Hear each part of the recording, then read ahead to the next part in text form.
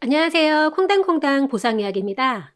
인간이 사람답게 생각하고 감정을 느끼며 행동으로까지 이루어지게 하는 매우 중요한 신체 부위는 어디일까요? 그렇죠. 생각의 중추인 뇌를 얘기하는 것입니다. 뇌는 그 위치에 따라서 전두엽, 두정엽, 측두엽, 후두엽, 그리고 대뇌와 소뇌 등으로 크게 구분할 수 있겠고 각 부위별 역할이나 기능을 다하고 있습니다. 뇌라는 중추신경계 기관은 보통 일반인 몸무게의 약 2% 정도의 무게에 해당하지만 우리 인체에서 소비되는 전체 에너지의 20% 이상을 필요로 하고 있습니다. 이렇게 신비롭고 매우 중요한 부위에 각종 사고로 외상성 뇌출혈 등이 발생한다면 그 예후나 후유증, 그리고 보상 처리 부분은 어떻게 진행되는지 하나의 사례로 간략하게 알아보겠습니다. 구독과 좋아요, 알림 설정은 저에게 힘이 됩니다. 아직 구독 전이시라면 꼭 눌러주세요. 여러 가지 사건, 사고가 있지만 가장 많이 발생하고 있는 교통사고로 뇌출혈 진단을 받게 된다면 보통은 외상성 경막하 출혈이나 외상성 지주막하 출혈 등에 해당함을 진단서에서 보게 되고 수술까지 적용하지 않고 약물과 안정을 취하는 보전적 치료 후 사후 관리에 힘쓰는 것을 자주 보게 됩니다. 하지만 두개골 골절과 뇌 손상이 심각한 외상성 뇌출혈의 경우에는 개두술적 수술 치료를 시행하신 피해자분들도 가끔 찾아뵙게 됩니다. 중국집을 운영하던 부부 자영업자분들이 있었습니다. 남편분께서는 배달 업무를 도맡아 하셨고 오토바이를 이용하여 근거리 음식 배달만 하셨다 하더군요.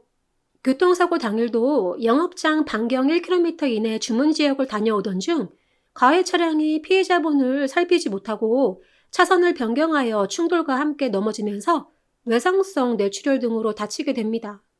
다행히 수술 치료까지 이행되어야 할 상태는 아니었으나 약물 치료 및 퇴원과 함께 2년 가까이 신경정신과에 통원 치료를 받게 됩니다.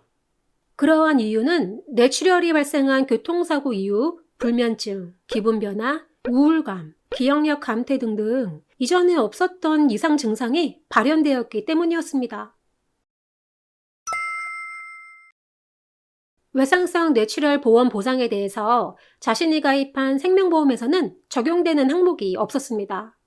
피해자분이 예전에 가입한 생명보험은 오토바이 사용에 대한 통지 의무 위반 내용이 없어 면책과 관계가 없었으나 재해장애 보험금을 받기 위해서는 심각한 마비나 지능이 상당히 저하된 경우 또는 정신과에 입원하여 다른 사람의 관리가 계속적으로 필요한 경우에만 적용되는 경우였습니다. 당사자분의 상태는 심각한 후유장애에 해당하는 외상성 뇌출혈이 아니었고 따라서 교통사고 합의금에 대한 보상 부분을 잘 처리하기 위해 주치의와 면담 후 심리검사 및 맥브라이드 방식의 노동능력 감소에 대한 감정을 받게 됩니다. 이러한 과정으로 사고 시점부터 적지 않은 시간이 흐른 후 외상성 뇌출혈 보상 내용으로 위자료와 휴업손해, 그리고 정신과 후유장애에 의한 상실 수익액, 향후 일정 기간 동안 섭취해야 할 약물 비용인 향후 치료비 등에 대해서 보상받고 종결하였던 교통사고 뇌출혈에 대한 사례였습니다. 외상성 뇌출혈이 발생하면 사람마다 차이는 있겠지만 정신과적 치료기간이 상당히 길다는 것을 알 수 있겠고 보상 부분에서는 외상 후 스트레스 장애나 기질적 뇌증후군에 의한 후유장애가 인정되고 약물 치료에 대한 향후 치료비가 인정될 수 있다는 점을 꼭 알고 챙기시길 바랍니다. 물론 이러한 처리 과정에 피해자 본인께서 어려움이 따르신다면 외상성 뇌출혈 보상 전문가 콩당콩당 보상이야기와 함께하심도 좋은 방법이라는 점 알려드립니다. 오늘도 시청해주신 여러분 감사합니다. 다음에 또 만나요.